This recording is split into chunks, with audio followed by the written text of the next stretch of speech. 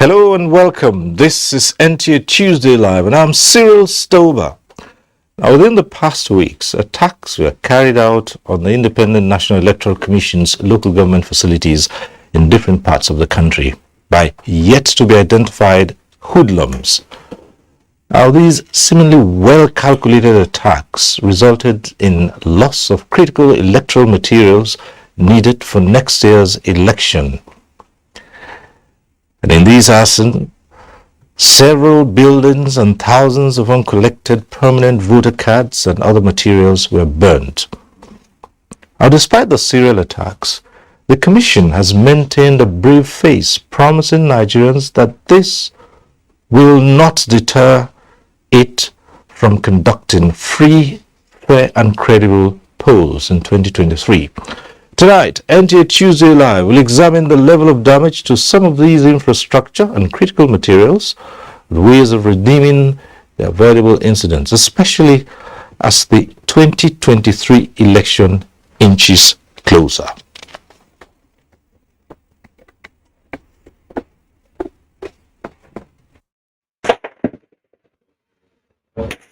Sound of destruction, a sound that confirms INEC's efforts to a smooth 2023 general elections. For the security agencies, this is a bad signal. This is a bad signal. And the signal is still bad. Close to 50 attacks from 2019 to 2022. As the lamentations are ongoing, the destruction also goes unabated. A walk to an attacked INEC office in Ogun State. From the rubbles, the INEC chairman picks up the remnants of the permanent voters' cards, visibly angered, but still confident. Will not be deterred, will not be cowed by act of arson by undemocratic or retrogressive elements. A statement of assurance made on the 29th of November 2022 in Ogun State, and on the 1st of December, another attack on INEC facility in Imo State.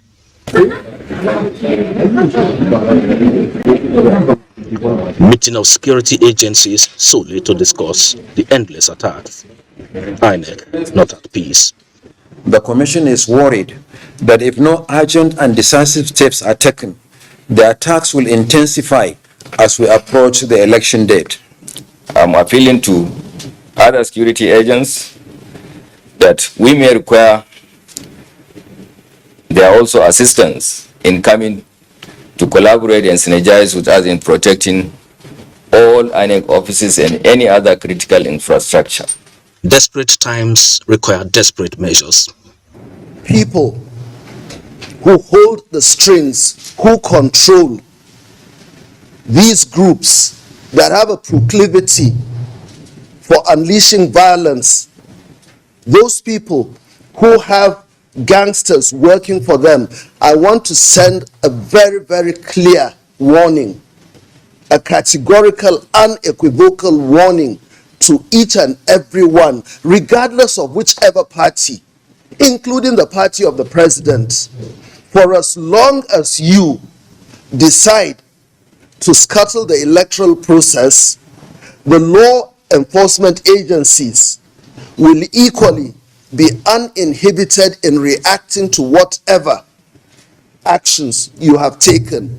You will be visited with appropriate, with commensurate response. I want to assure you, and I'm saying this with all sincerity. Permanent voters' cards and other electoral materials destroyed. Everything will be replaced before the elections, the INEC chairman promised.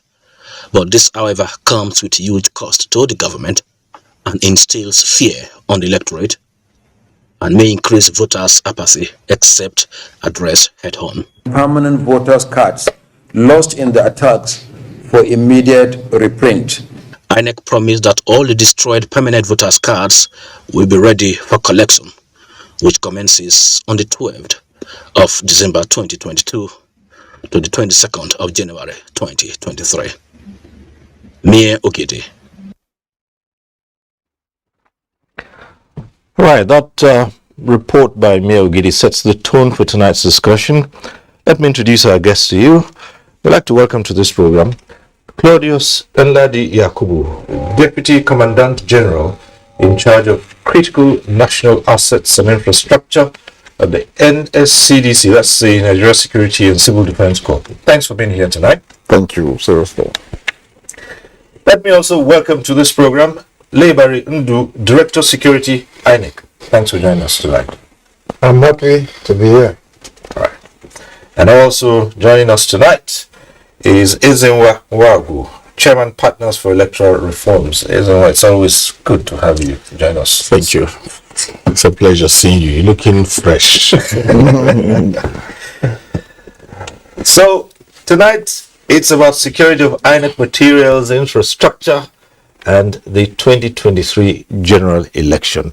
At some point in the program, you can get to be part of it, but when we approach that part, we'll remind you of the conditions. But for now, let's begin to look at the issues regarding this frequent attacks on INEC infrastructure and materials. But first, let's ask the INEC Director of Security, how secure are these critical assets with regard to next year's election?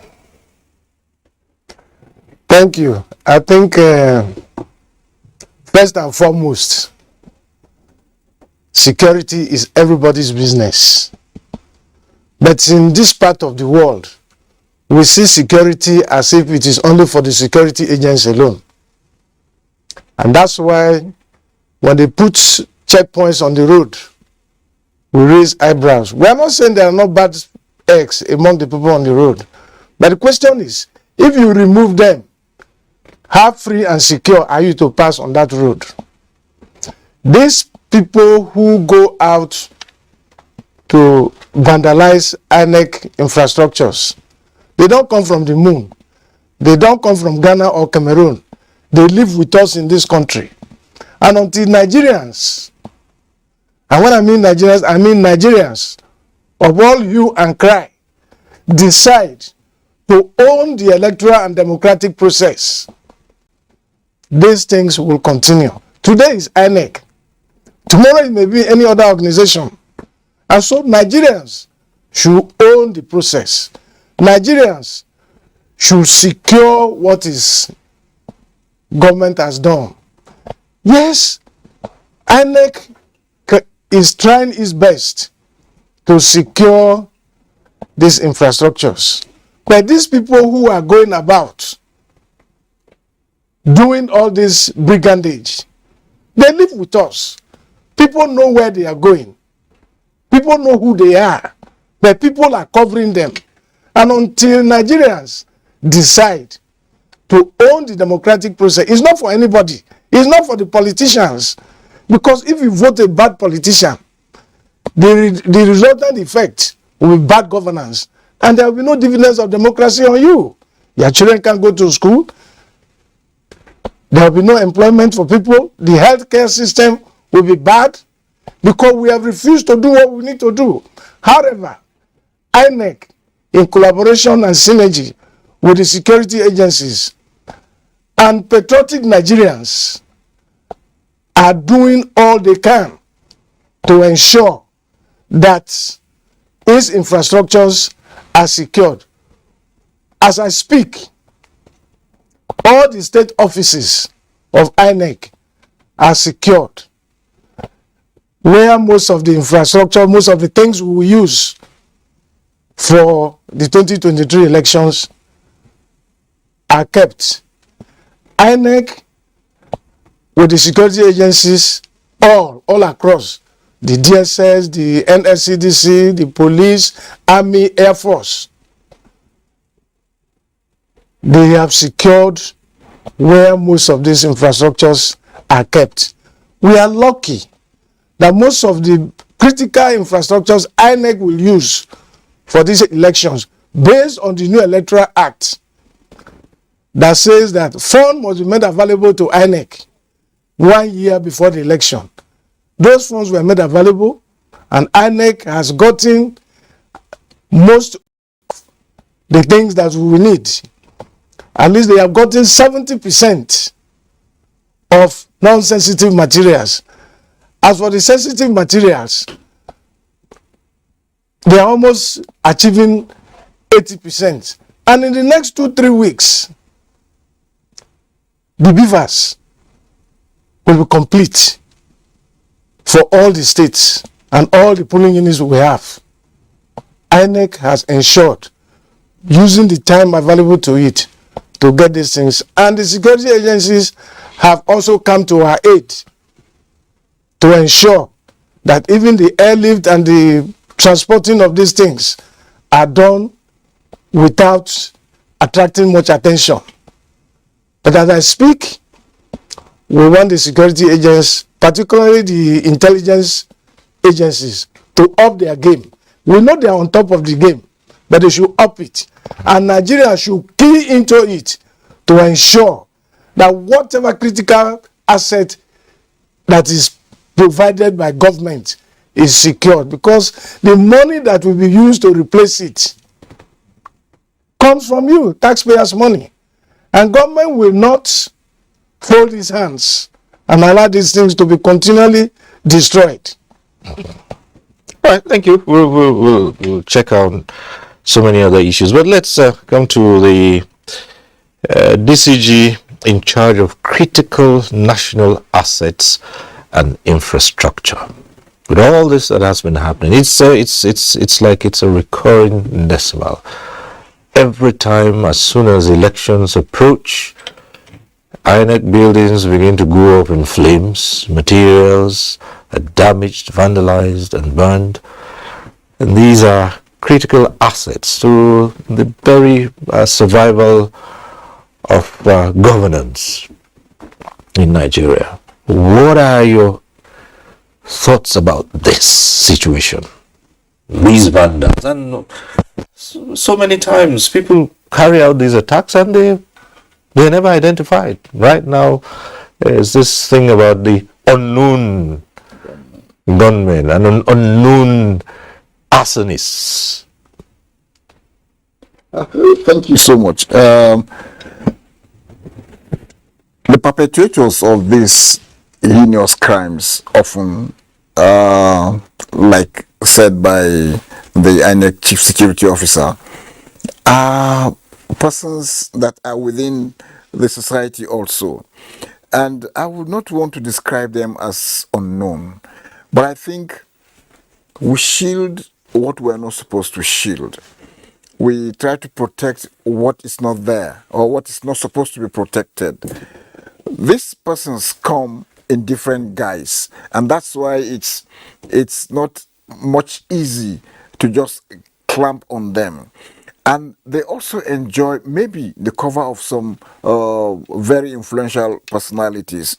And because politicians themselves want to play this game at all costs, it's a matter of, I must have to win this election, and that is the only way they can hold on to power and all their other activities. As for Nigerian Security and Civil Defense Corps, the thought is, or the thinking is, that we must continue the advocacy for good game playing and a level playing ground, so that nobody or none of the parties will feel cheated or sidelined. With this, I think we will begin to reduce it to the barest minimum or the barest level. That's my take for now. All right, we'll still come about how you go about securing these critical assets, but you followed this whole thing all through since the return to democracy in this country. And this is one thing that Nigeria seems to not to find a way out of. And it's every time. It's almost become the norm. Well, Cyril, I think first is that in discussing this, there has to be some honesty. And if we don't take that part, we will continue to paper over the real issues. The burning of INEC offices and vandalization of has taken a pattern, a known graphically expressible pattern. In Ondo, before the Ondo election, INEC offices were touched. Anambra State Office, INEC, was touched. Anambra election was not conducted from that premises. No consequence management, no sanctions. The people who have responsibility to deal with the issue, clear issue of failure of security provisioning and intelligence, are telling us that security is everybody's business. I don't get paid to secure anywhere. There are people who are paid from taxpayers' money to ensure that those infrastructure are protected.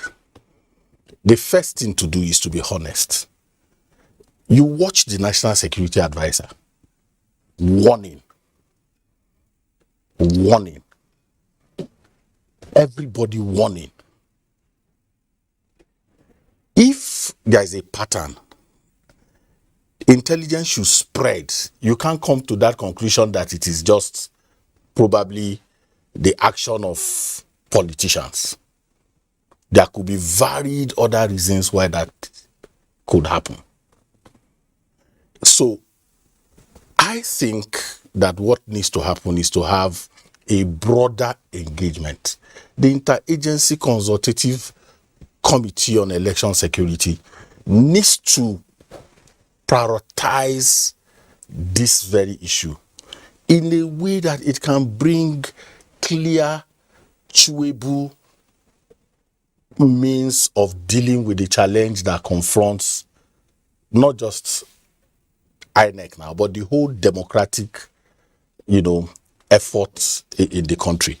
So my sense is that people who have responsibility, when they shirk that responsibility, they should apologize.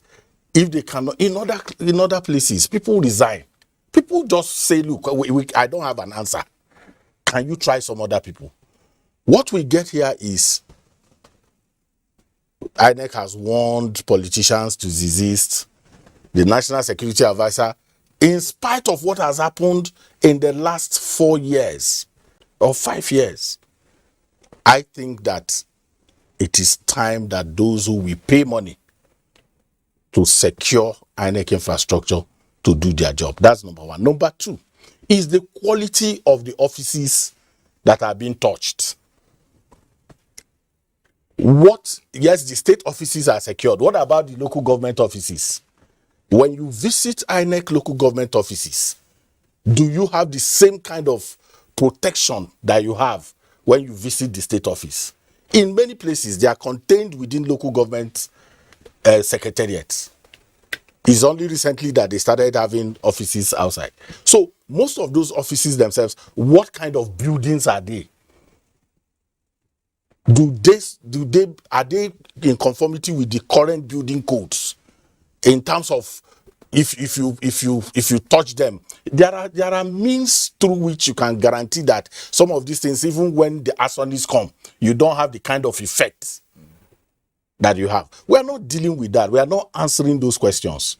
You understand? So I think that, like I said, part of what we need to do is to have a honest appraisal of the situation that we face, not outsource it, outsourcing it to citizens, outsourcing it to other people, outsourcing it to this one.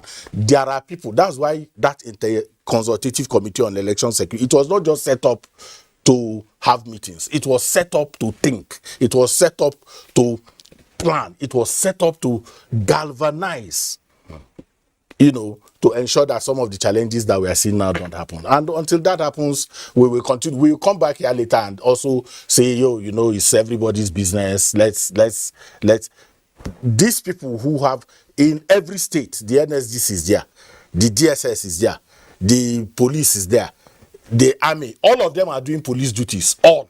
There is no one that is not doing police duties. Yet these things will happen. No arrest will be made.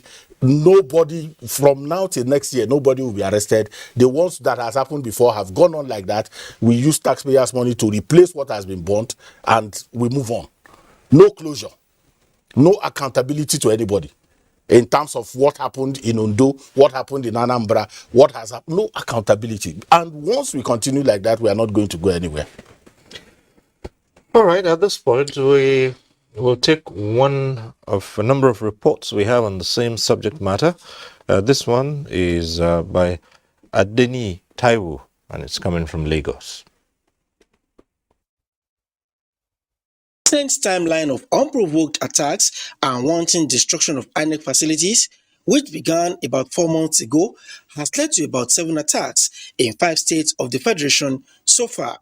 2 recent instances in Osun and Ogun states, where about 904 ballot boxes and 65,699 yet to be collected voter cards were destroyed by vandals, indicate that the attacks may have spread to the southwest of the country. While noting that the Commission is working hard to roll back the impact of past attacks on the integrity of the coming polls, with an assurance that affected registered voters will still vote, the INEC chairman is not at ease with the incidents. Traditional and religious leaders and all well-meaning Nigerians should join hands in protecting these critical national assets. They shouldn't just be seen as INEC facilities.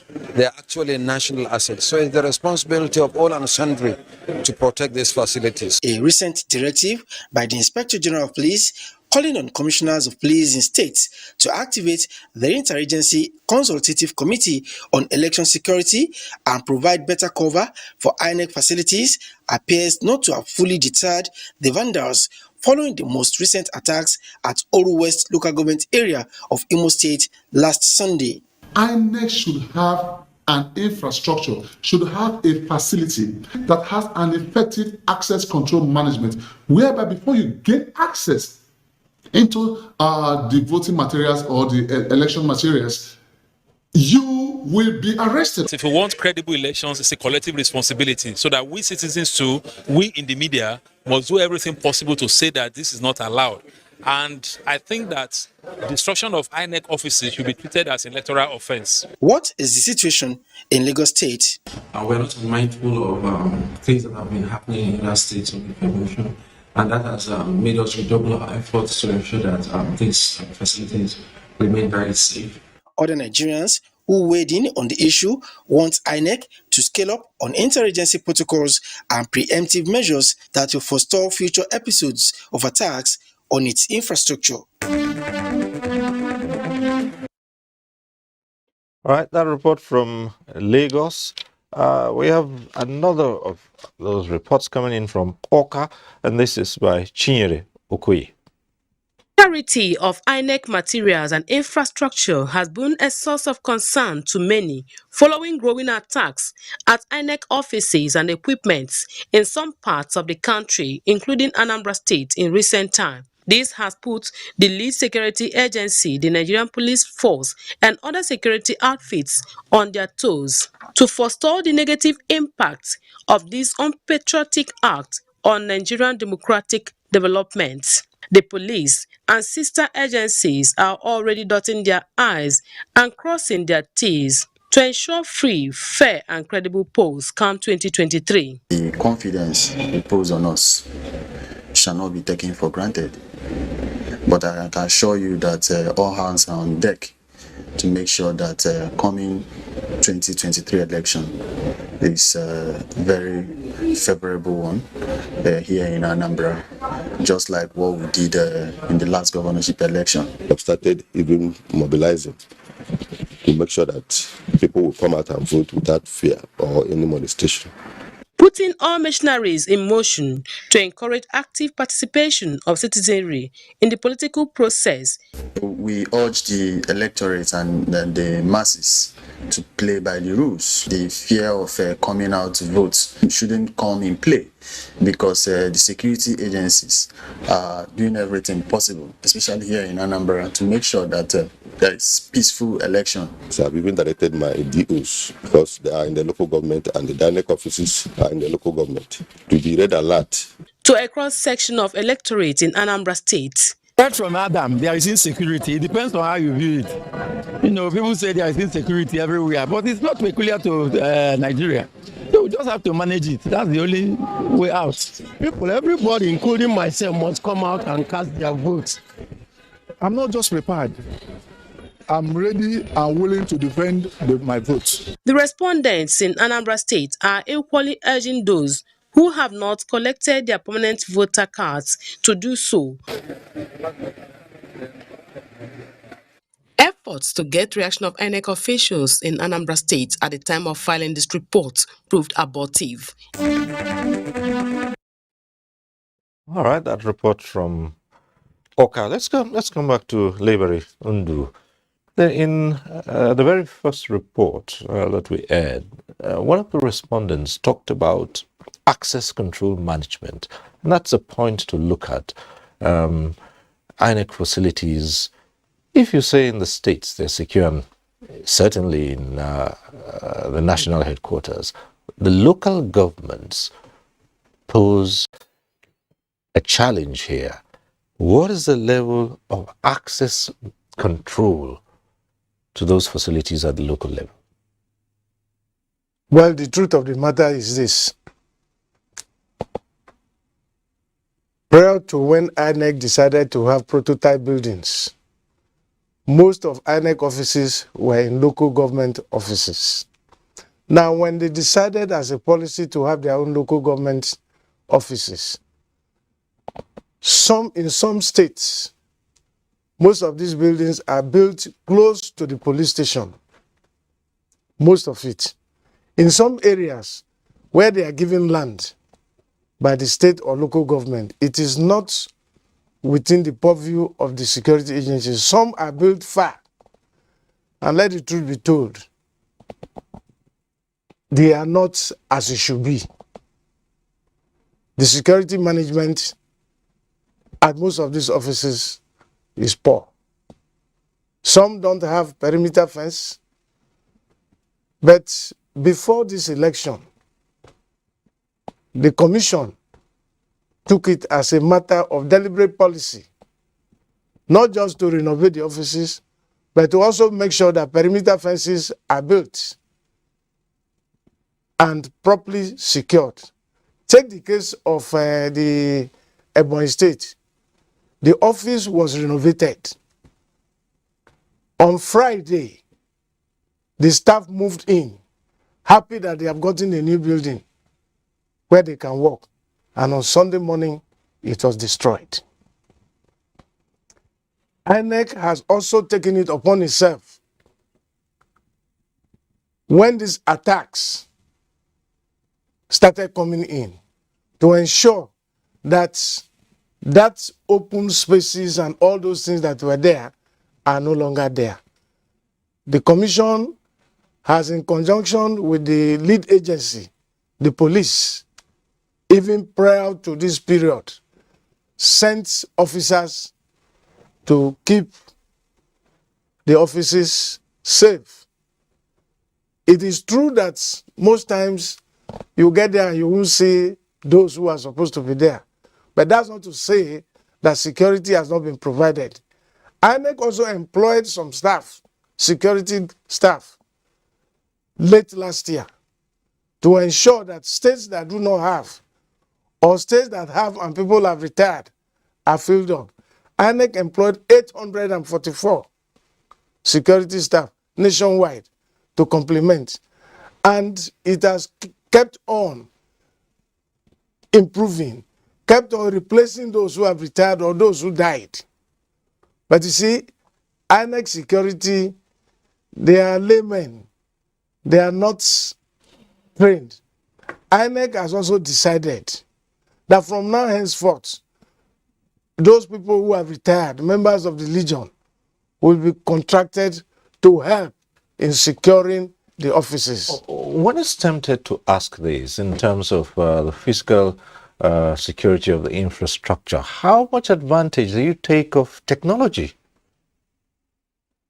As I speak, because of the spate of destruction, INEC is looking into using technology to protect their offices, not at the state level, but first at the local government level, because that's where the thing is happening. Everybody is in the state, and the local government is left bare. So, as I speak, they are considering various proposals that have been submitted by security companies and even the ISIS. But just like Nzewa said, I think ISIS should up their game. It is not enough they keep giving instructions without seeing whether those instructions are followed or not. This is Claudius, and how challenging is it to deploy personnel? I know that there are many levels of security, but the first that most people are likely to encounter would be the physical presence of security personnel in dealing with threats to national assets and infrastructure. What are the challenges of effective deployment of personnel here? Thank you very much. The challenges, if one will consider it enormous, but they are not insurmountable. You deploy staff according to the strength of the state or the divisions, as it were, in Nigerian Security and Civil Defense Corps. Yes, the number might not be adequate, but I think government has tried enough to ensure that Nigerians are employed so that they could equally be engaged at various levels. I remember in the year 2019, the president gave employment waiver of about 10,000 personnel. That, of course, might seem inadequate, but government has tried a little or much as the economy can accommodate. Deployment, therefore, wouldn't be anything. It might not be enough. But in NSCDC, we believe that we work in synergy, we work hand in glove with other security agencies, and therefore, the police being the lead agency in all election matters, Nigerian Security and Civil Defense Corps is saddled with the responsibility of securing especially the critical assets and infrastructure, and this includes the buildings, the physical buildings we see around. We might not go deep into the papers and all that is maybe in the custody of INEC, but we go after the physical buildings and ensuring that they are protected. Well, while there might be shortfalls in personnel deployment here, many people would raise the question of intelligence, especially intelligence gathering and sharing. Are there assessments carried out about risk of threat levels in certain areas, some areas prone? What period of the year would be more likely? Are we likely to see an increase in activities like this? Thank you. Yes, intelligence activities or intelligence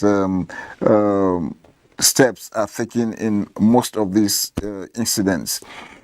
It's just that sometimes they either go faster than the security agents or the security agency, or that somehow there could be moles or there could be some other interest group that want to either make a statement wrongly or whatever.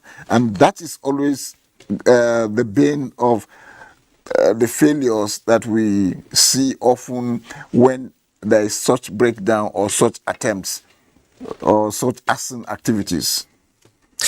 Yes, when you talked earlier on about there having maybe more angles to this than just the matter of politicians are responsible, there could be all kinds of reasons. And there are theories all around about who could be responsible. The politicians on the one hand, and then there are those who say, look, if you destroy critical assets, they're reproduced. Of course, we're talking about resources will be deployed. Who is benefiting from the replacement of structures and materials? Some theorists say there might be reason to look towards that angle. And then, of course, the civil populace, what is their take in ensuring that critical infrastructure such as this, especially in the period of an election, are safe? We're going back to the same outsourcing to people who for instance, the fact that I'm raising accountability issues does not mean that I do not condemn completely and in totality the despicable, diabolical, investment in that kind of challenge that we're seeing by whoever. What it has done is that it will distract the electoral management body. It will create unnecessary fear. But the commission has shown, in time past, capacity, that resilience that is required to overcome these challenges.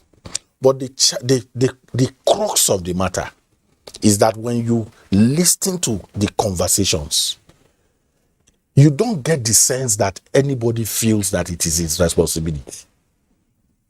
That's my worry.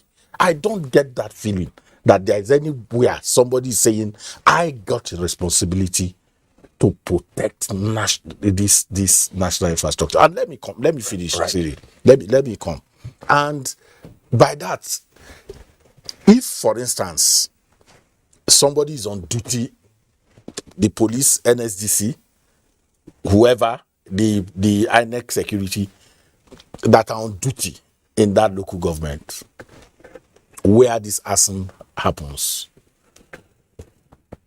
society demands that you tell us what happened. Did they come and they ran away?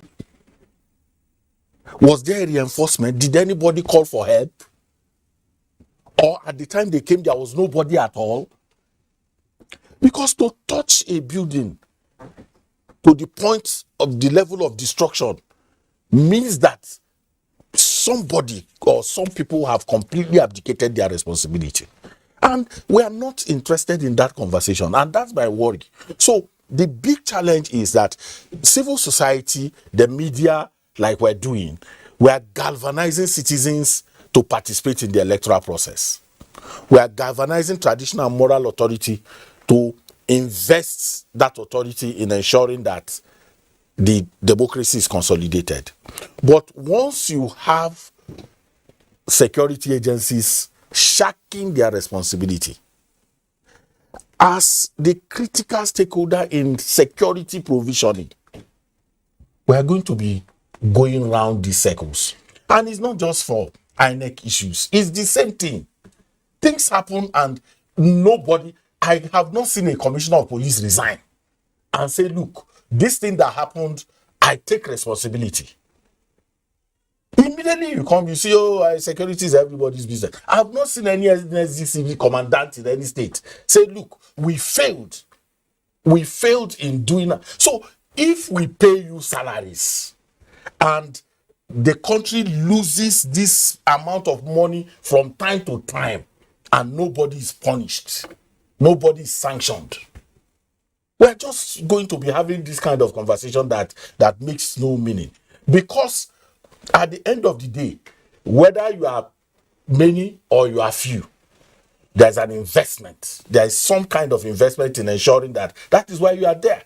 If it happened in Ondo, it happened in Sokoto, it happened in Anambra, it happened in Ebonyi, it happened in Imo, and our national security advisor on television is still warning, and you think I should be talking about civil, what is civil groups doing? I think that I wouldn't invest my time in doing that. Let's look at the example he cited. An office was renovated and set up on a Friday, and people moved in to do that. But on a Sunday, it's destroyed. Is there nobody on duty on Sunday? So does Sunday preclude the fact that those who have responsibility? So once you renovate a building, then you no longer will secure it. What we have had INEC officials, INEC security, through carelessness, burn down buildings. That has happened. It's not just touching. There is also the setting up of fire in some offices. We know that. But what I'm talking about, Cyril, is consequence management. Until you are able to deal with people who shirk their responsibility, you are just going to be explaining on Sunday it got burnt. So on Sunday nobody is on duty. Perhaps at this point we might ask the question that the investigations into these incidents, the ones that have happened in the past, what are the outcomes? What was determined as the real cause? Was it just placed at the doorstep of vandals or those who just wanted to truncate the process? Or did the investigations, or were there inquiries that were held to determine remote and immediate causes? And what had been the strategy in looking ahead? Because if it's happened in state A, then chances are it might happen in state B. What are the steps that have been taken in forestalling this from happening in other parts of the country? Well, let me not overheat the issue. This is why I said the truth. And consequence management. If you look at even the electoral process, you will discover that we don't have people who take responsibility for what is happening. And because people don't take responsibility, everybody gets up to do what he or she likes. That's the reason why until recently, until the last 6-7 months, when INEC, because of the new Electoral Act, decided to do a few prosecution when people were now found with cars, that you will see that people are now being prosecuted and conviction gotten. Electoral offenses, because there is no punishment, and I'm saying this with all sense of responsibility, INEC doesn't have a police. And you don't expect the INEC to arrest people and prosecute. When crimes are committed, the Nigerian police, as a lead security agency for electoral matters, should be the ones to arrest, investigate, and by the new Electoral Act, hand them over to INEC for prosecution. And once that started, INEC has secured 2 convictions. In the last 3 weeks, we have secured 2 convictions, one in Kano and one in Sokoto, where people were found with voters' cards they cannot, permanent voters' cards they cannot account for whatever reason, and they got the cards. You will discover that as we go out to distribute these new cards, when we ask people, we are not distributing, we're asking people to come and collect it. Because if you say you are distributing, people will collect it by proxy. And I'm happy to say it. For the first time in the history of INEC, under the management of Mahmoud Yakubu, clear guidelines have been spelled out and given to people on how these cards are to be given, are to be collected. Prior to now, somebody will go there, oh, this is my people, this is my people. He collects it, he disenfranchises people because he will not distribute it. He will collect it and keep it. So what we need to do is consequence management. People must be punished for doing the wrong thing. It is not only in INEC, it is general in our society. And like he said, we must tell ourselves the truth. Our problem in this country is that we have come to a point where we have believed our lies to be the truth. And until we realize and know that we are not doing ourselves any good as a society and punish miscreants. I grew up in a rural society where if you steal, there are consequences if you are caught. You will refund that thing, the community will ostracize you, you won't go to the stream, you won't go to the market, nobody will buy things from you. And so it reduced the level of stealing, taking people's property without permission. But we came and the human rights group came up, oh, he has a right, he has this, he has that. As if the man whose property is stolen doesn't have a right. We have to balance it. If you are a thief, you are a thief. I had a friend who stole frog from somebody's dog, somebody's pit, and they caught him. And they gave him two options. Either you pay for the frog, or we strip you naked and you dance around the community. And the man opted for the latter. And he did not wait for people to play for him. He started playing, I will dance because my mother doesn't have money. He slowed down his activity. So we must take responsibility as a society. Even when you adopt such measures, you live in the 21st century, and there are clear guidelines. And in fact, Israel here would be the first to speak against certain forms of what you call rural punishment. But beyond that, again, if we come to the NSCDC, the level of collaboration among the security agencies in terms of sharing of intelligence, and particularly in terms of deploying for the protection of such infrastructure. Okay, a question is raised. A building is renovated and within 36 hours it is destroyed. And this might not be in a remote part that you'd say is inaccessible. What could lead to that kind of situation? Well, there might be factors, so many other factors that would be responsible for this. Mr. Lebaru Ndu, Mr. Ezenwa made mention of maybe some kind of staff or whatever who might be involved in that kind of activity.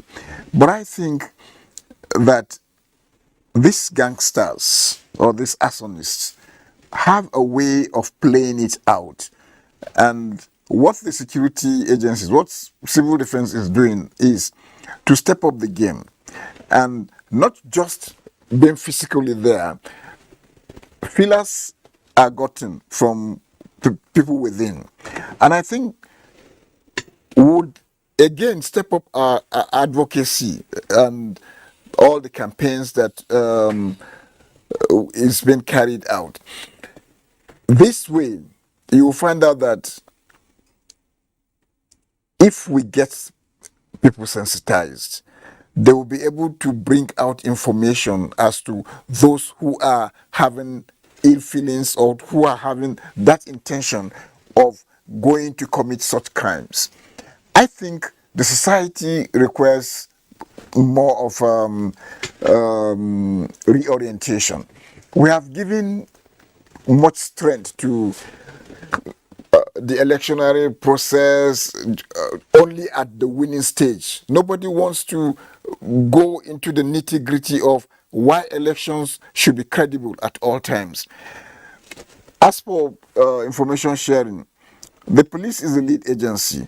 Information is given, and like Mr. Lebaru said, prosecutions of recent have taken place.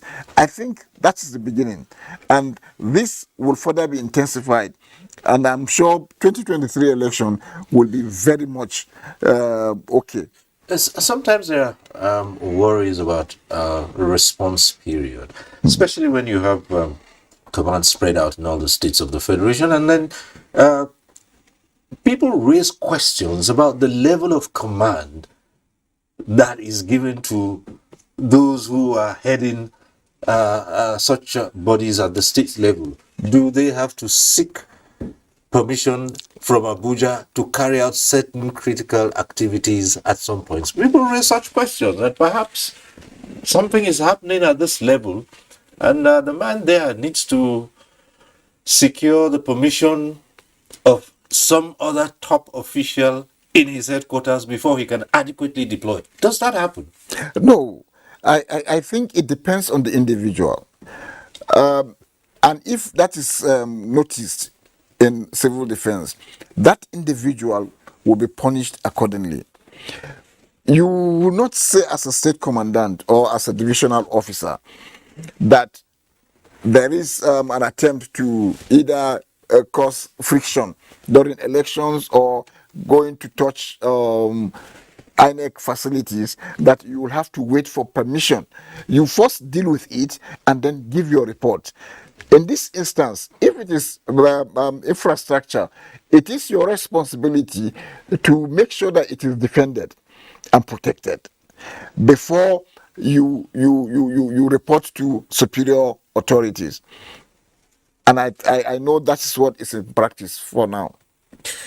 Well, we'll still come back to the issue of the people. Sometimes you hear saying that, well, the criminals, they live within society and they're right there. And if you find someone who's going around with a can of petrol, for instance, they don't own a vehicle, of course, one might say in terms of scarcity, you would find people going around with containers, but they don't own a vehicle. They're not into the trade that we'll see we refer to as the black market, and yet they're carrying out gasoline or materials, incendiary materials, and nobody says anything and says, well, it's the business of the government.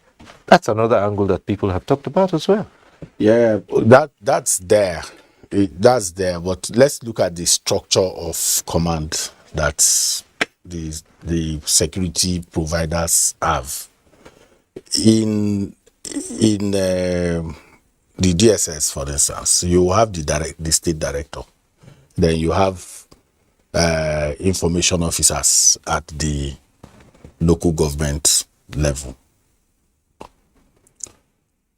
We need to place responsibility that in this local government, the EO, the INEC electoral officer, the DSS people, the NSDC people, the DPO, if your local government, if anything happens to INEC office in your local government, the money to replace those things will be deducted from your salaries. This thing will stop.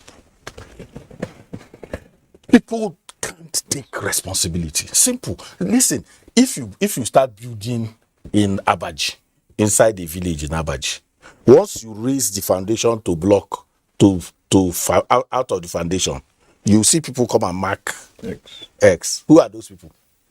How do they know you are building in that remote place? No, how do they know? The point is that when people shirk responsibility, the EO is not ensuring that those who they post, he does not, many times, he does not even live in the local government where he's EO.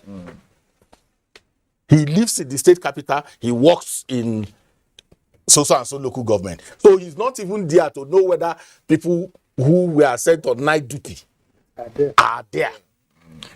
Our tendency, cleaving to cronyism and patronage has made even recruitment Most times, the people we recruit to do these jobs are relations and friends and all of that. So, the hierarchy of authority is broken completely. We know these things and we are pretending that it doesn't happen. So, hold the EO, the electoral officer, in the local government where this thing is. He's supposed to have his own access. Yes. From what we know, he's supposed to have his own access. He's supposed to have his own access. So if they are functioning, if they are working, if they are not working, why are they not working? Somebody should be asking that question. If nobody is asking that question, we will be talking about citizens. If so, in period of fuel scarcity that is almost everywhere, you see somebody holding jerrycan of you go and confront him and say, why you, when perhaps he wants to go and put it in his generator or in his car. Those are more serious issues. But these folks have abdicated their responsibilities. If I come to INEC office to see my oga here, if I don't call him, I will not get access. In the local government, is it the same? It's not. That's the truth. If I don't, no matter who I am, if I come to this place at the first layer, somebody is asking me, who do you want to see? Why do you know? And if my name is not brought to the gate, I have no access. If you go to the state office in the night, you will see patrol vans in front of the place. When they are not there, who is calling to say, where are you people? These are the challenges that confront. You see, these are, public officials, and they are restrained from opening up and saying things the way they are. But the truth of the matter is that people are not doing what they should do. And EO, who is in Enugu, works in a local government, maybe a Kulobia, he does not come there. He visits there. He's a visitor. He doesn't know what's happening. And then the only report he gives is that they have gone to the place. Nobody will ask him, where were you? What time? Who was on duty? What action has been taken? And even bring him, arrest him. But you see, so society, the traditional rulers, every time we say, oh, traditional rulers, and they should speak to people to look, until we effectively hold people responsible. And I know what I'm talking about.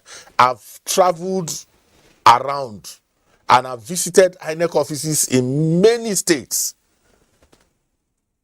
And I'm worried. Even INEC staff, many of them are also worried. Because if it is not this voter registration time or election time, most of those offices are empty. Nobody is there. Some of them have shops in markets in different places. You won't even know the INEC officials. So let's be sure that somebody is responsible. The criminals cannot deter us. The criminals will distract us. They will make us burden our cost of running elections. But the responsibility to secure this country, I will continue to say, is not everybody's business. I think I differ a little bit from the stand of Mr. Izenwa, that the security of lives and property is not everybody's business. That's why we have a montage in civil defense that if you see something, we orchestrate that very much. If you see something, say something. Nobody is saying that civilians or whoever that you say are not trained should go and confront the criminals. But you have liberty, or you have a responsibility to report these things, and there's utmost confidentiality in whatever report you give. Therefore, on that ground alone, I think I will not agree with you. However, the question of honesty. No, you need to understand me. I do. Listen to me carefully. Okay. If you listen to me carefully, yes, sir, you would understand that I am not saying that citizens have no role. That's not what I'm saying. Yeah, you made insinuations that they are not paid. I play my role. Yeah. Oga, DCO, you earn. You are paid by the Nigerian state for this purpose. Yes, that's right. And you have a schedule of duty. Yes. This other one is my patriotic duty, which I am doing. But I am saying that if you that is paid Yes. do not do your own responsibility, whatever commitment I make as a patriotic citizen will be a failure. is a waste. Because you are the one who, see, this uniform confers something on you. Definitely. That I don't have. There is something it confers on you, even when you are not on the uniform. Why? Because there is the power of the state. So the traffic warden on the road is stopping a trailer. Why is the trailer stopping? Because of the authority and the power. authority backing it. The trailer could have crushed the traffic warden and say, after all, you know. But once the traffic warden puts his hand like this, the power behind I don't have that authority. If I raise my hand for trailer, he will look at me and say, who the hell is this? You understand? So I'm not saying, in saying that, I do not mean that citizens have no contribution to securing, you know, their environment and all of that. In many places in Nigeria today, citizens have taken over security provisioning. In the estates where I live, we are the ones who hire the people who secure us. If you don't do that, you are at your own mess. So I understand that part. But the point is that, believe me, that if people who have responsibility take their responsibility seriously, some of these lamentations will go. Every election year, Cyril, every election year, we come back to this conversation. If it didn't happen in 2019, it would have been a different thing, that, okay, this is a new phenomenon, we are studying it, we want to know the pattern, but the pattern has been established. Those who conduct these nefarious, diabolical activities are known. In most cases, if you even ask the security agencies, they know. So why have they let them off the hook? But this conversation will continue shortly. At this point, we'll take a break. When we return, we have other reports, and then the phone lines will be open, and then you can be part of the discussion here. So stay with us on NTA Tuesday Live. We'll be back shortly. 157-kilometer Lagos-Ibadan Railway is the first double-track standard gauge railway to be built in West Africa. The Mobolaji Johnson train station is a masterpiece, an infrastructure that is gradually becoming an iconic building in Lagos State. The modern facilities put the station on a world map of train stations. Likewise, other new train stations across the country built to world-class standards. The train and its convenience is indeed an admirable effort, with commendations from Nigerians. This is a station that I want to commend the federal government for putting a beautiful face, empowering us in Lagos State, not only in economic and political arena. I can say that I'm really impressed with the infrastructures in place. Kudos to the Minister of Transportation. Kudos to the federal government. Truly, good things are coming out of Nigeria, and the federal government is deserving of all the applause.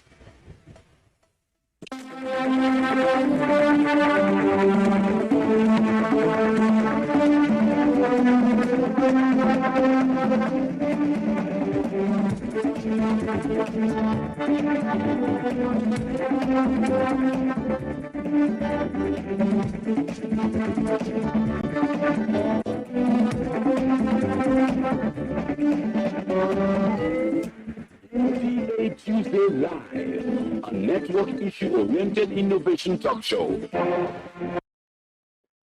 Thanks for staying with us. We start off with our next report from Owerri by Bright Ebuchu. The attack on facilities of the Independent National Electoral Commission in Inoru West local government area of Imo State on Sunday, December 4, 2022, came barely 3 days after the first attack on another INEC office in Olu local government area of the state, Thursday, December 1, 2022. This has no doubt become worrisome for indigenes of the state and registered voters in particular, who have been very enthusiastic about exercising their franchise in the forthcoming 2023 general elections. Professor Sylvia Ago is the Imo State Resident Electoral Commissioner. The DSS called me at exactly 6:30 a.m.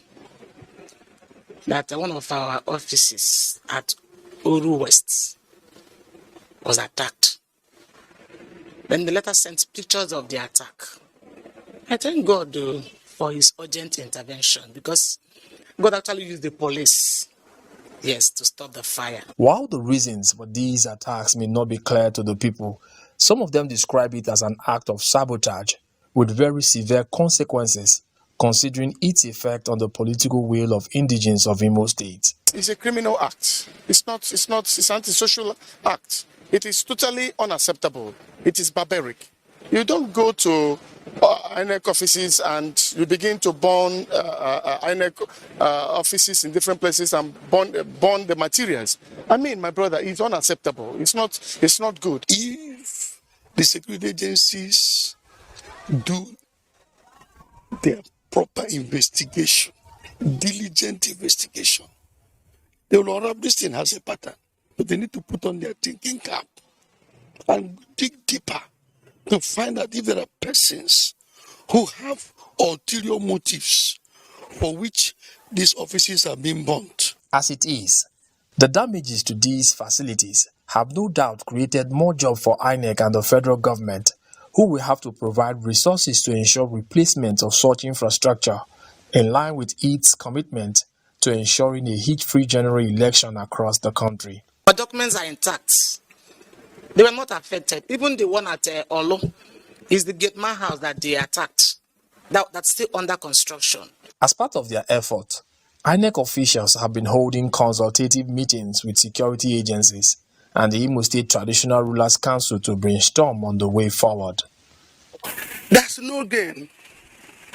Nothing come good out of it.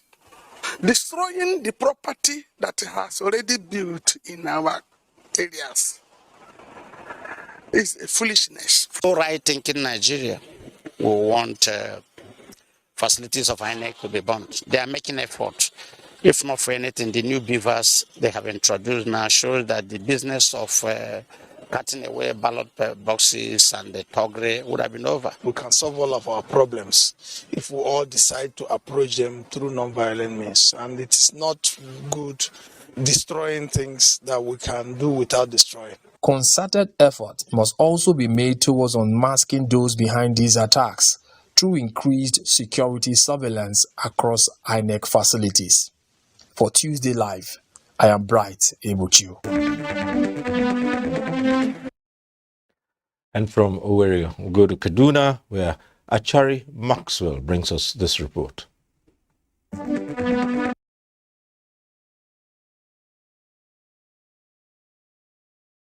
Of recent, Independent National Electoral Commission facilities has come under heavy attacks by hoodlums, where properties worth millions of naira were lost. First, it was Ogun State, then Osun and Ebonyi, with the latest attack in Imo bringing the number of attacks to 4 within the space of 2 weeks. Certainly, this is not going down well with the electoral umpire, considering that the general elections are just around the corner.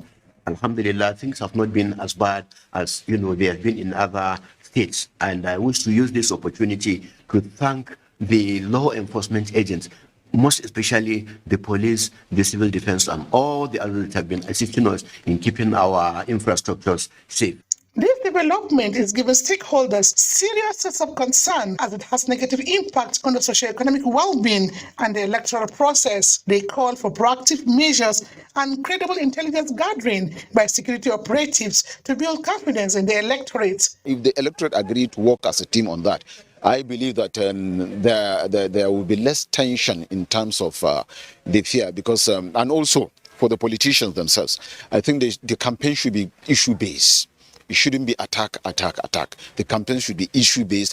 Every candidate should come and say what he can afford or what he can do for Nigerians. Government should arm the security agencies, train them, motivate them, and make sure that they are doing the right thing, make sure that they protect the people, make sure that they protect the INEC facilities, and ensure that elections take place. The locals there, the indigenous of that area, should be open doing to see that at least they are very watchful, and they should not be afraid of finding way of reaching the security agencies to tell them if there is any evil intention. Government can also explore the option of engagement and dialogue if the need be towards ensuring a hitch-free and peaceful elections come 2023. In Kaduna, Achari Maxwell. All right, so at this point, the phone lines will be open. It means you can get to join in the conversation in the studio. We always remind you at this point in time, for those who are calling in and whose call gets through, we'd like to encourage you to go straight to the point. If your call gets through tonight, do us a favor, turn down the volume of your TV set. That's the way to avoid the hurlback or the echo. And we also like to encourage you to go straight to the point. Don't waste too much time on greetings. Just a simple hello would do. And keep it short and simple so others can also get on the platform and air their views. It's about security of INET materials and infrastructure as we approach the 2023 general election. So let's keep those calls coming.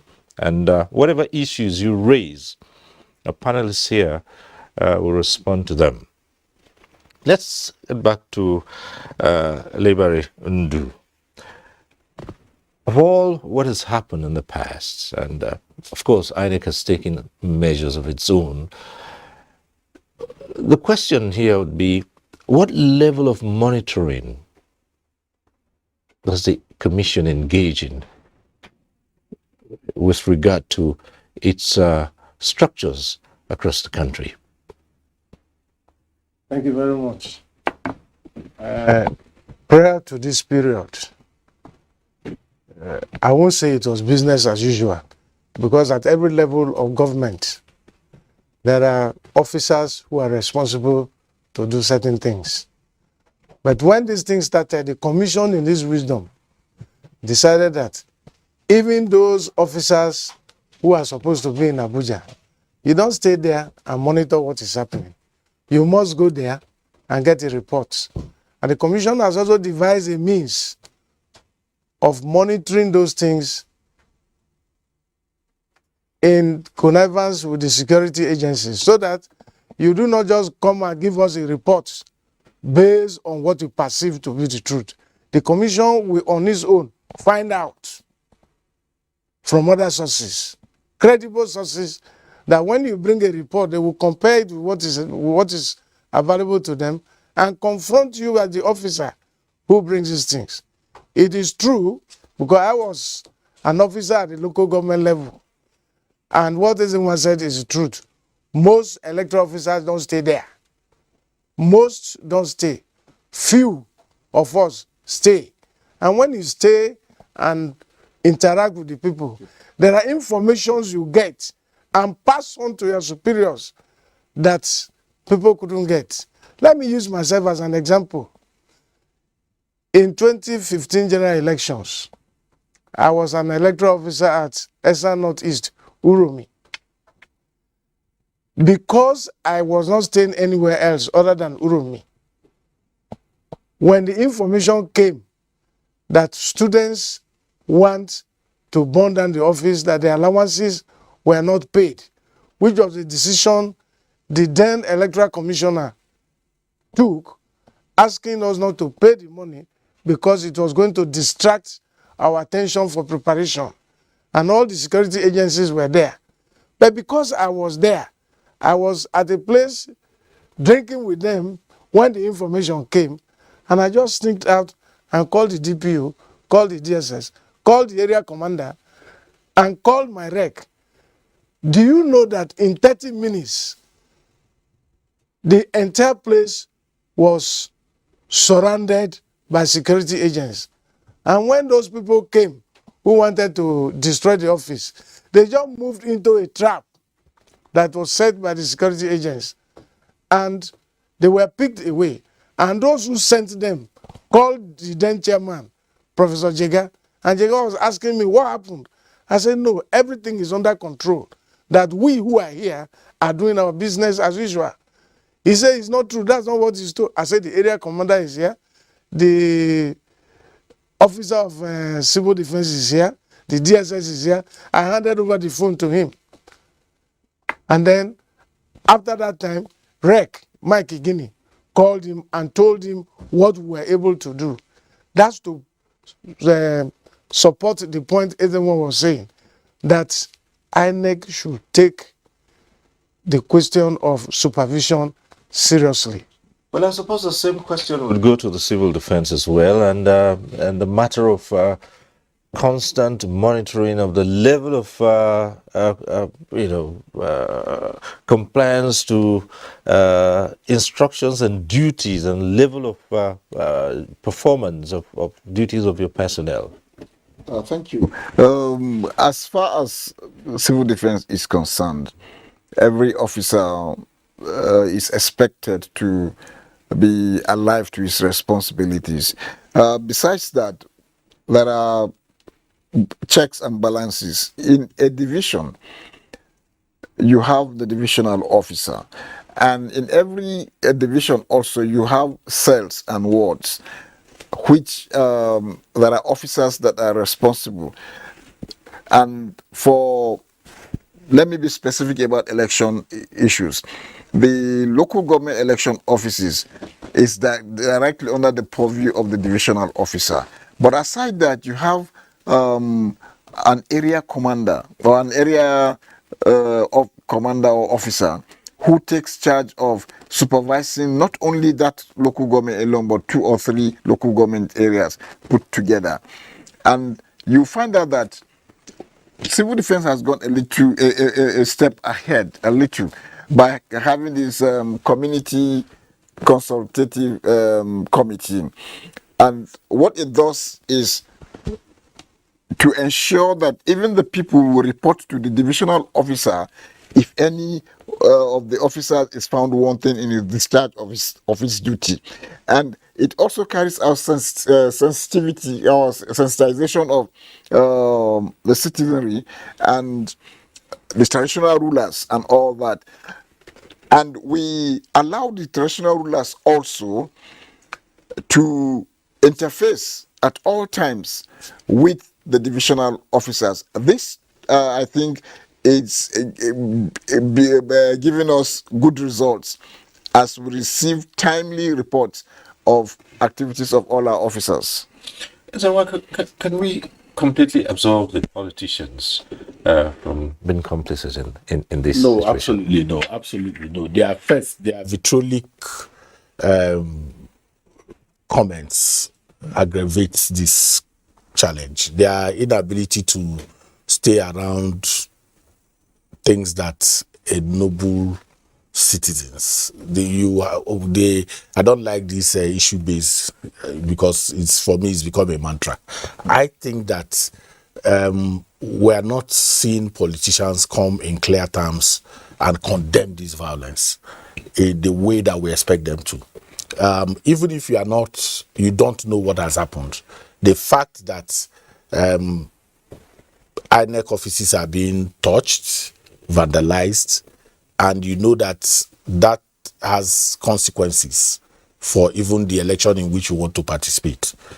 The politicians and their political parties have a responsibility to also engage in advocacy, but we are not seeing that. There is no anywhere where you find them in this kind of conversation. But what I don't subscribe to is to completely all the time face in one direction, because during the Anambra election, when people were saying the election will not hold, I was everywhere, including the station, saying it will hold.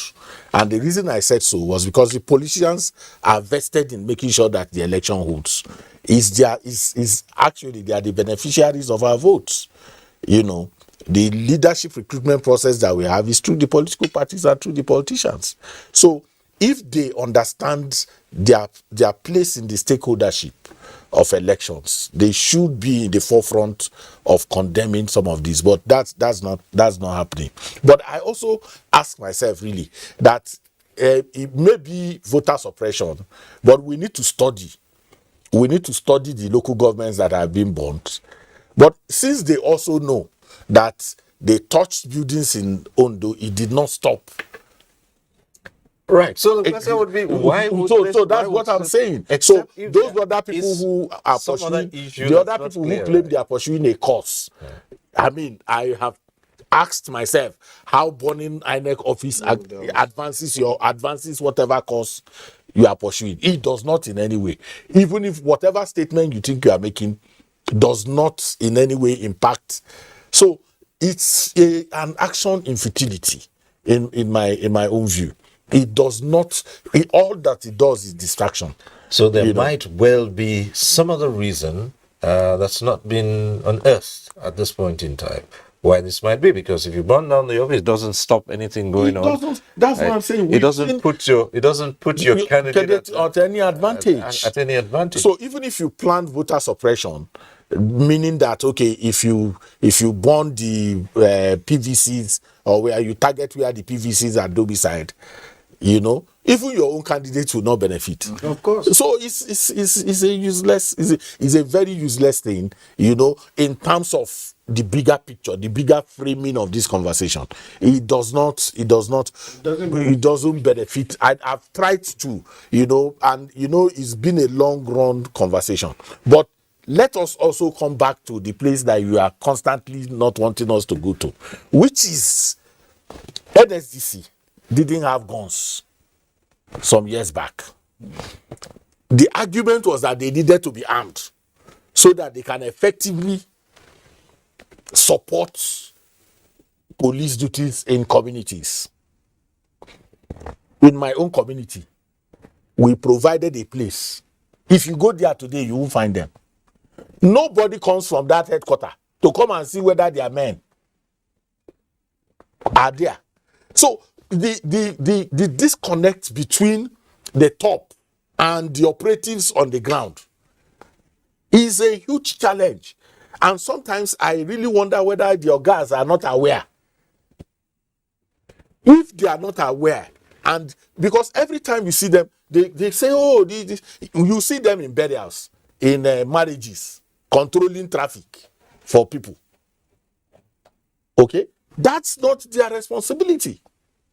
That's not their job. You see them there. Their bosses are aware. They can't until you take note of this and ensure this supervision thing has to go everywhere. Because what has happened is that people join these organizations and sometimes work to be posted to those communities. And then they become farmers and traders. Well, this is your response to yes. Issue you raised. This, I think, is a very strange development, and I will take this information very seriously. First, we would be interested in knowing the community, even if you can say it now after, so that we'll be able to take proactive steps. But like I said from the outset, that for every division, we have even an area officer, area commander, that supervises all the staff within a division. And a division comprised of a local government. And if this is happening, it is very strange to us, because we expect and we do supervise to ensure that every staff is at his duty post. This year, do you have a report of your men who are in the local government where INEC offices have been burnt? Yes, we do. I will pass the reports to INEC. No, this they as to their actions, the things they did or didn't. Yes, we do. Right, and we do. Okay. And the report is being transmitted. So now we get to the part of where we put the question and say, how can this be stemmed? I know I would say everyone must take responsibility. That's one step. What can be done to ensure that even in situations where the arsonists and the criminals gain access to these facilities, whatever damage they wish to inflict would be minimal. That's one set of it. I'm also interested in the matter of arrests and prosecution, which I'll come to later on. And it will be even beyond just the critical assets of INEC alone, because INEC is not in isolation. National assets are there. And you talked about 2 convictions so far since you stepped up your activities. But just within these 3 weeks. Within these 3 weeks. Okay, within 3 weeks. So it's quite possible that in the days ahead we might see an increased tempo in arrest, prosecution, and possibly convictions of people who would rather derail the system. So let's hear it. Well, thank you very much. I think INEC doesn't have the power, like I said, of investigation. It doesn't have the power of arrests. Okay. But if the people, the security agencies who have the powers do it, I can give you this statement and you can take it to the bank that the commission will prosecute anybody that his investigation is completed and must make sure that conviction is secured. All right. I'll ask you to pause a while here. We have a call out of the line. Nnamdi calling in from Abuja. Hello, if you're there, go ahead. Okay, good evening. My name is Nnamdi Obama. I speak to some of the issues that have been highlighted. I know offices have been taught in several states of the country, and we don't see any proactive measure by the government and by the security authorities to address some of these issues. Just like one of your guest writers, some of the officers, they're in the villages and they don't, carry out their legitimate duty. Why can't these security operations be assigned to different INEC offices? I mean, we have many DIPs with security men that we don't even need. These people, these operations should be assigned to the various INEC offices across the country. We have the right personnel. Even if they're not going to cascade it to the local government, all the state offices should be secured. That is my point. I don't think we should be having the constant issues of INEC offices being wrong. Then on the part of INEC, the security document shouldn't be left in the various INEC offices until the elections are fast approaching because of what happened. So these are the few points I need to. All right, Nnamdi, thank you. I think so far we got the better part of what you were suggesting here. And last comments he made before the line went off was that it shouldn't be at election period. That right. So, like I was saying, it still boils down to one factor: taking responsibility. And I know that in the last office of INEC that was burnt in Ebonyi, the commission has taken a decision and has ensured that the people who were on duty are arrested to ensure that they tell us what happened. Because if people do not take responsibility, who will? Okay. Another call is through, and this one is from Francis, calling in from Delta. Go ahead, Francis. Yeah. Good evening, still stubborn. Yeah. Good evening, still stubborn, sir. Good evening. Good evening. Yeah, God bless you, sir. I enjoyed this conversation so much. I want to thank you for this great opportunity and privilege. The issue I'm saying now is that if our leaders they want credible elections to take place in this country, Nigeria. The country is for us all. They should stop initiating people to go and board INEC because politicians should be behind this thing they are doing now. Because this is the first time in the history of Nigeria that we want to do credible and fair elections, just like the Oshoefo that they did that was abandoned during the time of Moshood Abdullah and so on, June 12th. Now, the INEC has agreed that now vote we can't. Now that vote we can't, they are now taking the leaders, both from the other political parties, they are behind this thing. So they should be warned because they felt that if they did the election credibly, there would be peace in this country and a leader would be elected. So they should allow us, Nigerians, to choose who we want to govern us. because this is the challenge now. So because they felt if they won the INEC election, then they could do any other thing, was to be writing results and calling for people. Results that cannot be accounted for, to be accounted for. So I want to beg that they should allow Nigeria, allow us to choose our leaders that will govern us, because presently our country, the system of this country, like to start with, the economic is dead. We are in big famine. People are suffering. So they should allow us now, let the election count based on the digital that they want to use, so that everybody can vote.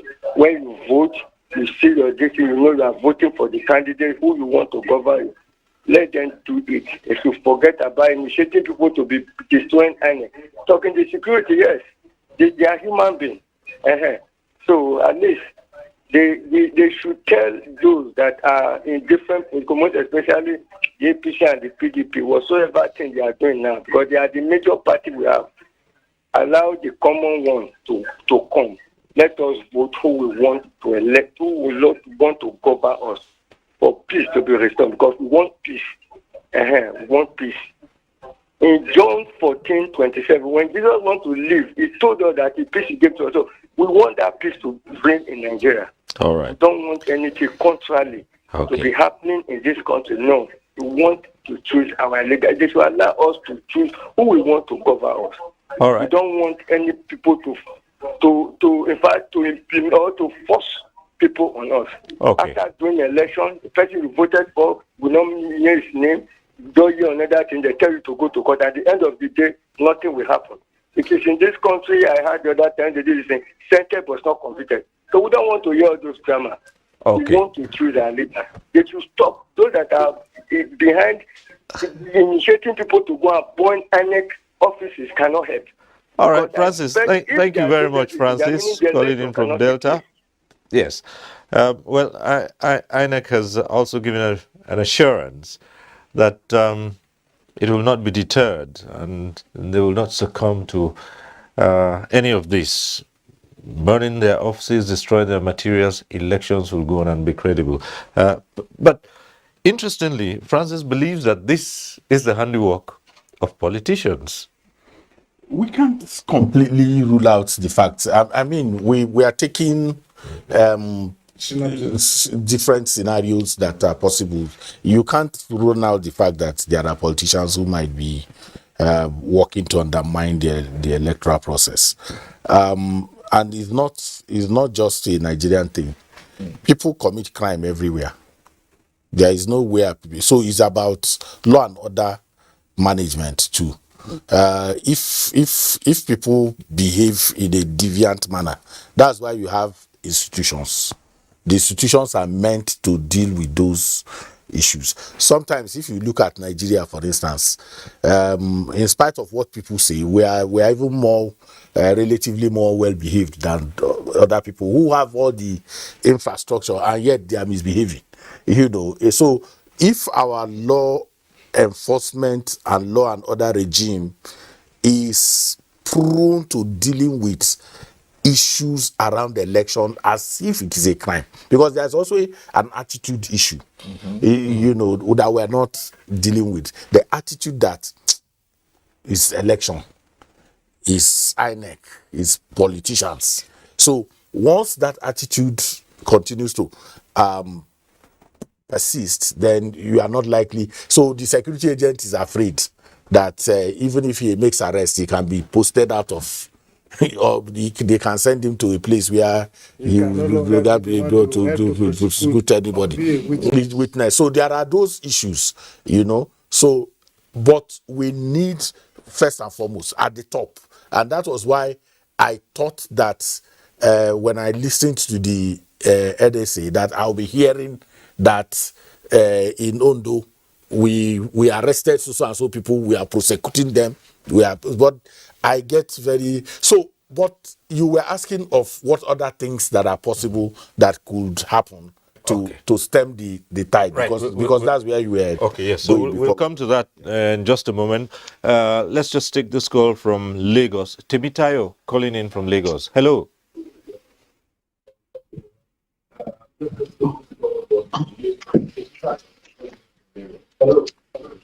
Hello. Hello. Go ahead, Timitayo. Hello. Good morning. Yes, go ahead.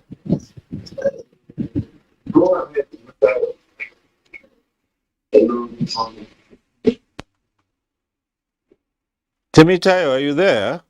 Just turn down the volume of your set and go ahead. I can hear the hurlback from here. So just go ahead. We're waiting to hear from you. All right, we lost that call. So, yes. So I think that prevention is important, and that's where we should focus our attention right now.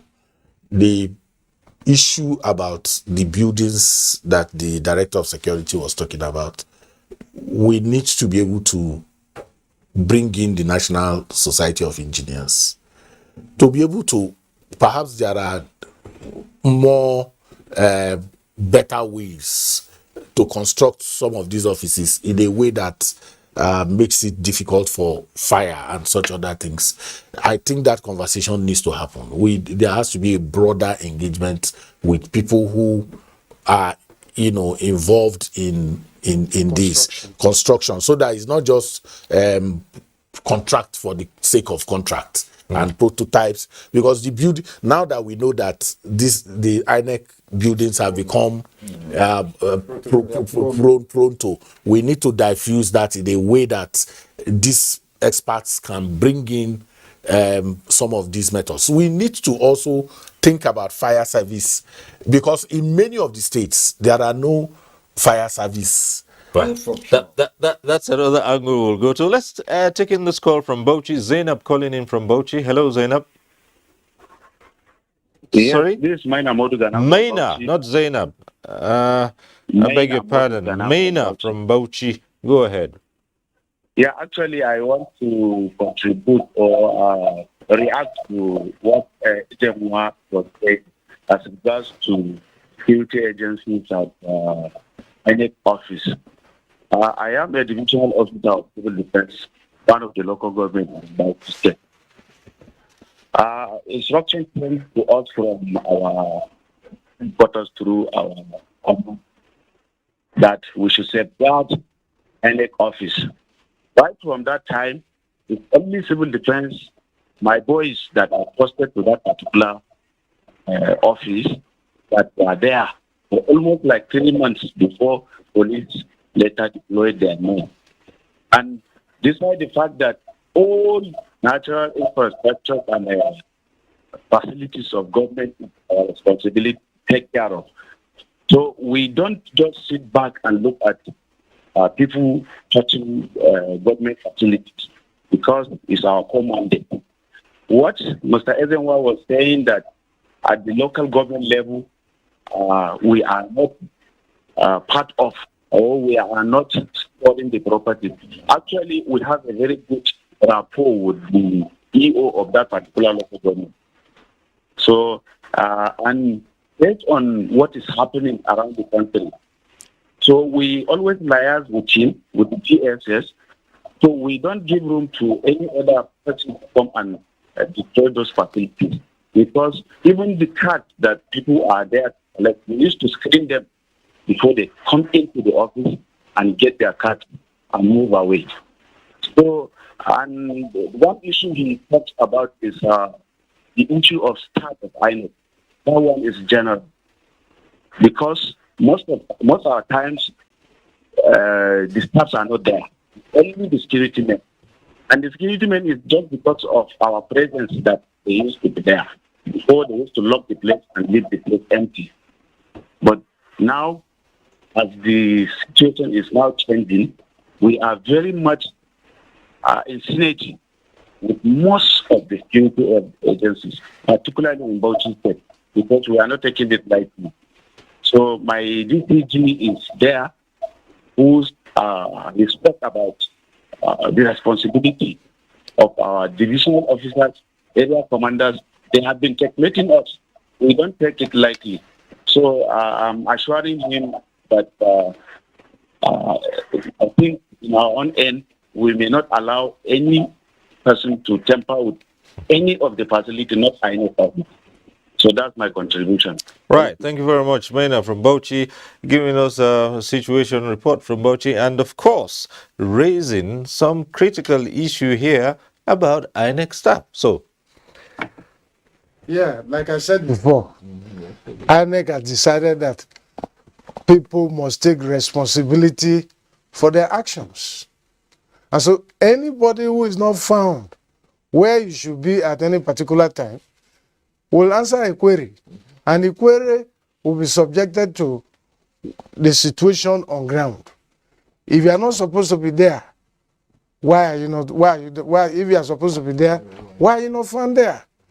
And if you can't give us any this thing, somebody on top of you who should monitor you but didn't do that will have to pay for it.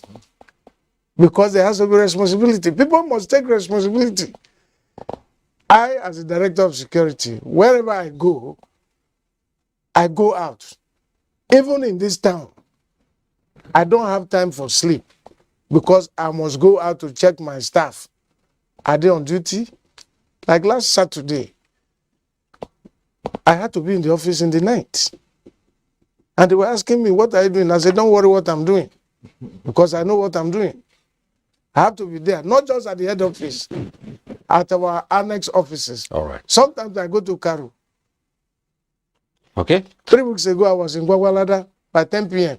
All right. Let's hope your subordinates at the various other levels, including those in the local governments, are there. They've been informed. The circular has gone All right. around. Okay. We'll come to that, but we have a call from Port Harcourt. Solomon calling in from Port Harcourt. Solomon, go ahead. Good evening. Good morning to you all. I am really enjoying this program. My question goes to Mr. Ezenwa.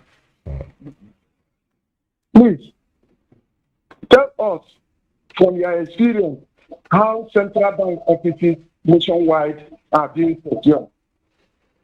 And again, if the importance of INEC office in comparative analysis to central bank are not the same. Number 3, the question goes to the NCDC of that. I salute you, sir. When we are talking of defense, just like your office, to what extent are they defending all these INEC facilities nationwide? Local government by local government, state by state, and nationwide. Finally,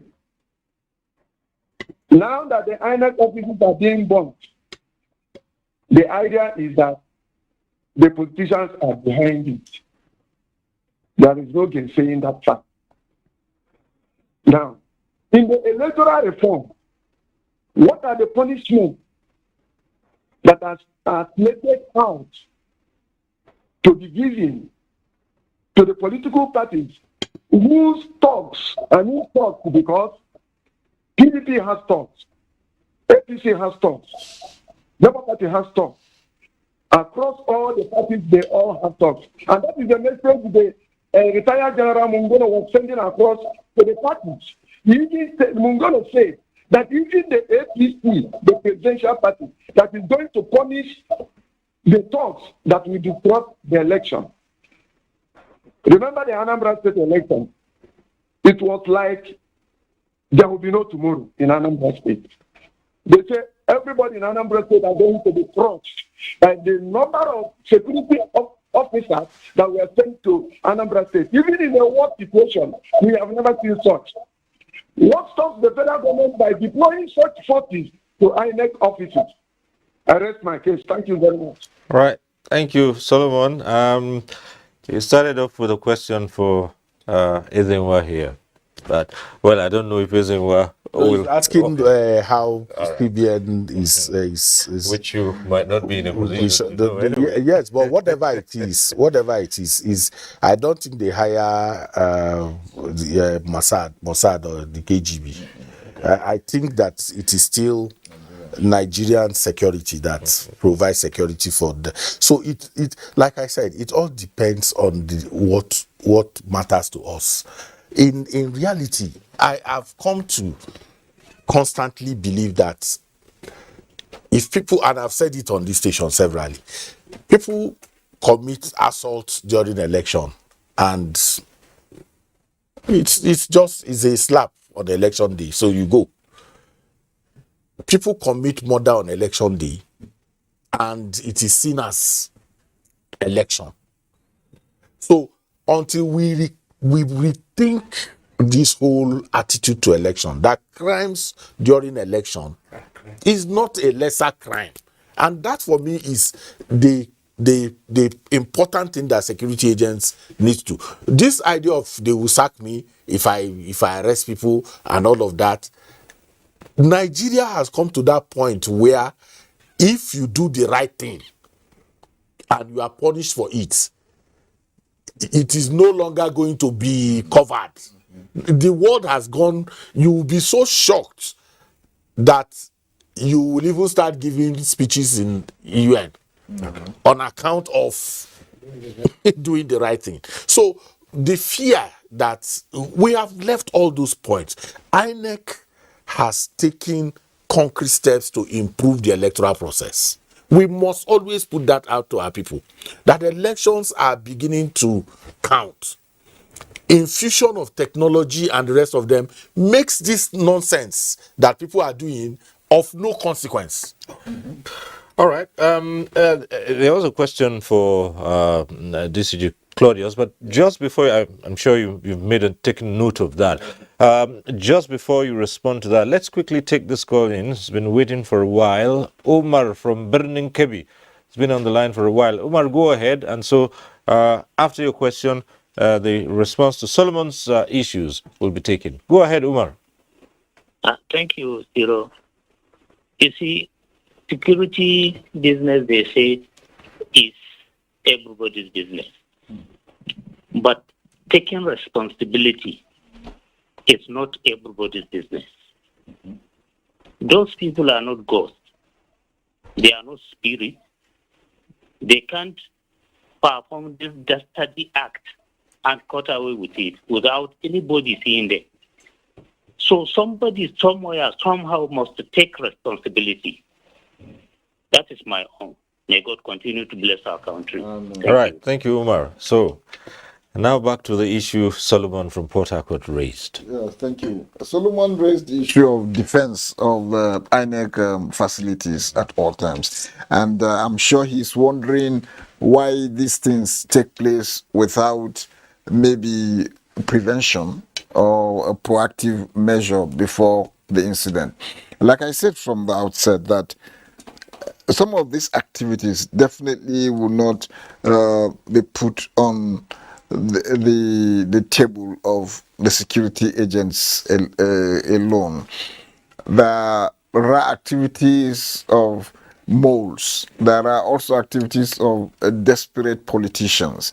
These things combined together would kind of overwhelm the security agents.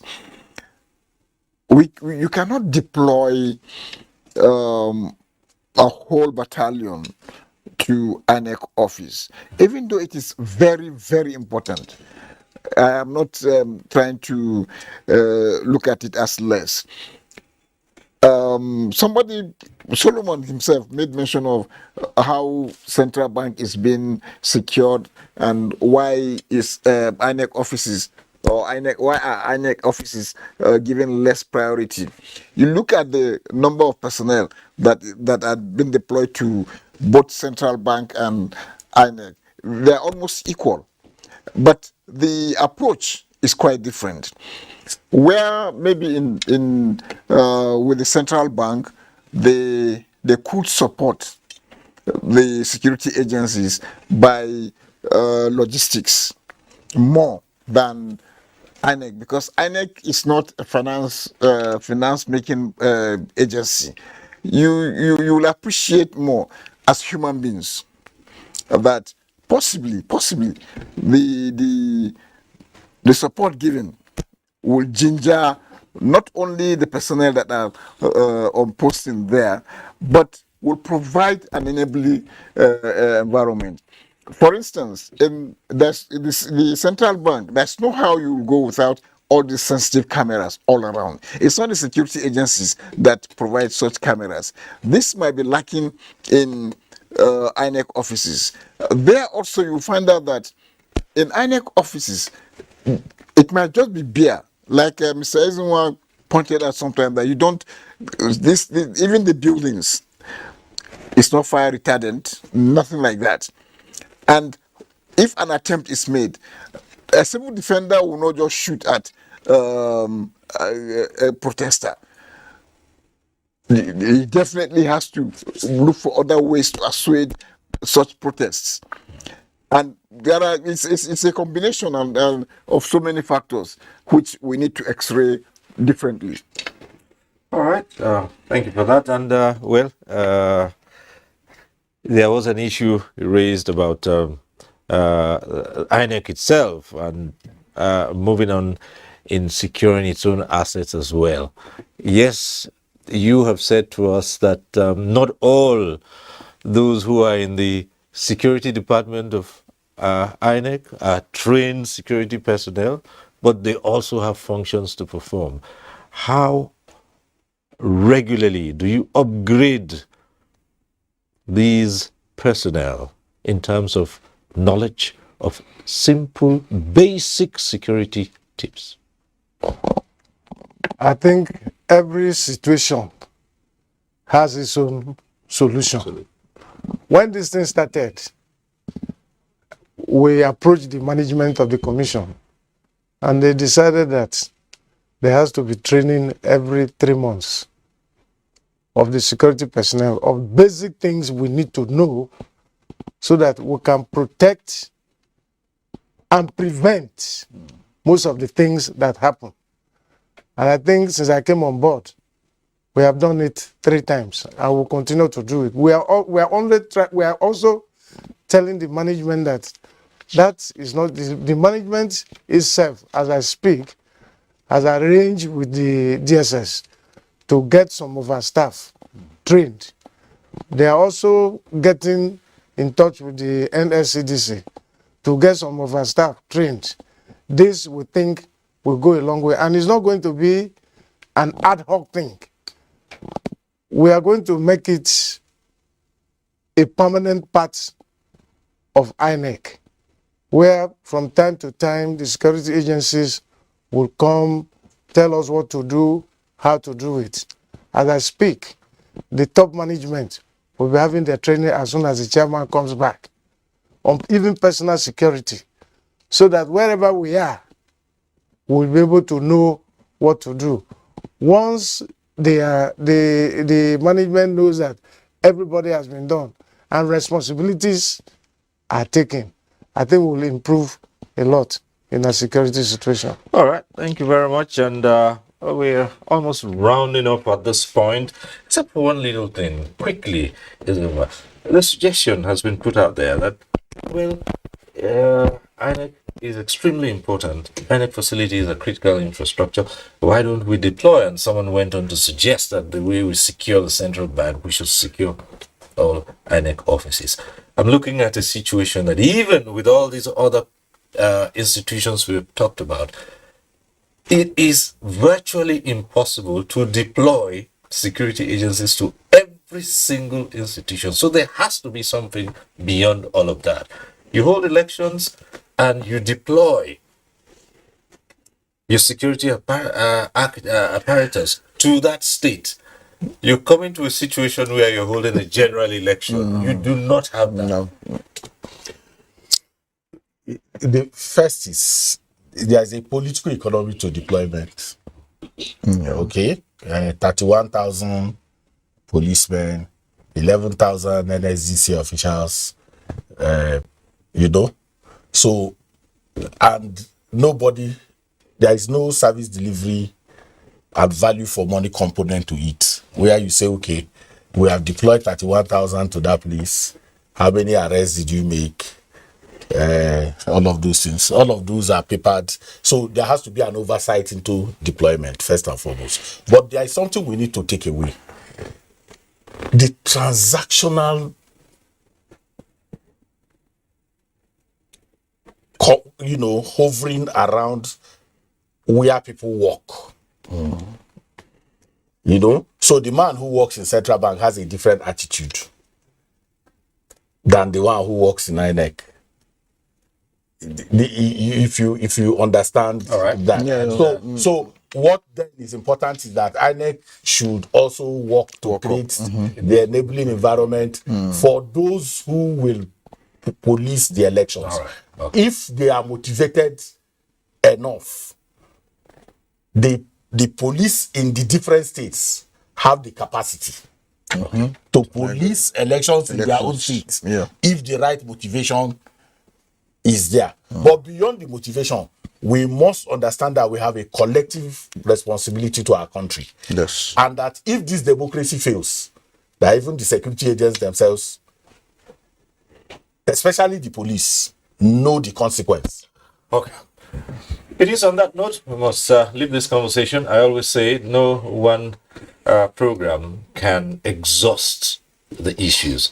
So we'll leave this conversation here and thank our guests. We'd like to thank Claudius Nladi Yakubu, Deputy Commandant General in charge of Critical National Assets and Infrastructure, the NSCDC. Thank you for coming on. Thank you, sir.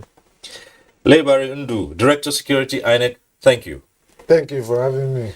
And Ezewa Wagu, Chairman Partners for Electoral Reform. It's always a delight to have you. Thank you, sir. Thank you. That's our program today. We thank you also for being part of it. Next week, we'll be back with NTA Tuesday Live. I'm Cyril Stover. Continue to stay safe.